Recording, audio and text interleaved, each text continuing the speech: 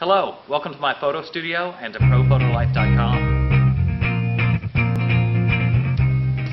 If you've seen previous ProPhotoLife.com lighting videos, you know I like to stress the importance of understanding the basics of lighting, and I often do that using these simple pan lights, which we're going to use again today. They have regular household bulbs in them, just 100-watt bulbs. We're also going to throw in a little curve.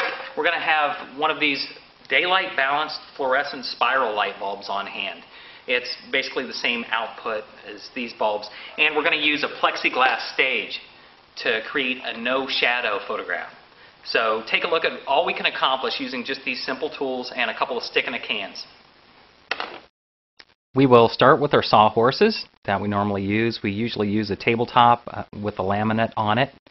But today we're going to use a piece of plexiglass. This is 1/8 inch, pretty thin plexi. I probably stole it from a picture frame, to be honest. And we're going to photograph my Panasonic Lumix, my point-and-shoot camera. It's a beautifully crafted little thing with a Leica lens. And to photograph this metal, we'll use a side light. We often start with this kind of light. It just works well for these small products. I'm using a stick-in-a-can and a screen off to the right side. The camera's angled into the light. So with our 100-watt household bulb, we'll flip that on. And now we see what our main light is doing. We have overall illumination on the front of the camera, but there's still some areas we need to address. So we'll create a highlight up the left side of the camera. We're just going to reflect into it with this foam core board. That helps it separate from this dark background. Now to get some reflection on the front of the camera, we're going to go underneath the plexi stage. Because it's transparent, we're able to do this. I'm using an L bracket attached to a stick-in-a-can, and then I'm going to slide this piece of foam core underneath the camera, and you can see how it's bringing up the illumination on the underside and the front of the camera. The very last area we want to address is the top of the camera. Because the top of the camera is reflecting the dark gray wall, it's gone dull. There you see now we're reflecting the light white into it. Now with our 35mm SLR camera, color balanced, this is the beautiful photo we get. This is with the camera set to tungsten white balance, the same as our lights. We're going to try something a little extra now. We're going to light up the background. Using another clamp light, we're just aiming at the background. There we go. And I apologize for the video being a little bit orange. It's not color balanced well, but our photograph is. So this is the photograph taken using that exact setup. Of course, again, the digital SLR is color balanced properly. And that's what we get straight out of the camera. Now let's switch out the tungsten bulb for this spiral daylight balanced fluorescent bulb.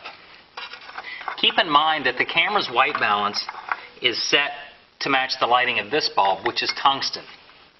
And we're introducing daylight, which is a lot cooler in color. It's bluish in color. Let's see how that affects the photograph. So now our camera is still set to tungsten white balance, and we have a tungsten front light, but we have a daylight backlight. So that daylight bulb is very cool. It's a beautiful blue color. Now that we've seen how to get a blue background, let's switch this lamp for the one that's pointed at the camera and bring that lamp here. Now we're going to have the daylight bulb on the camera and the tungsten bulb on the background.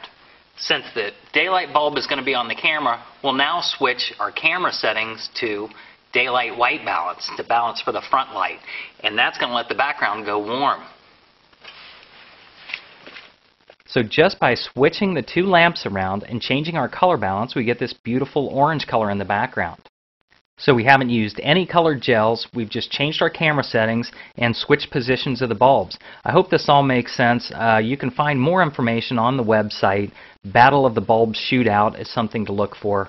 And let's take one more look at all the variations we've made in just this very short amount of time.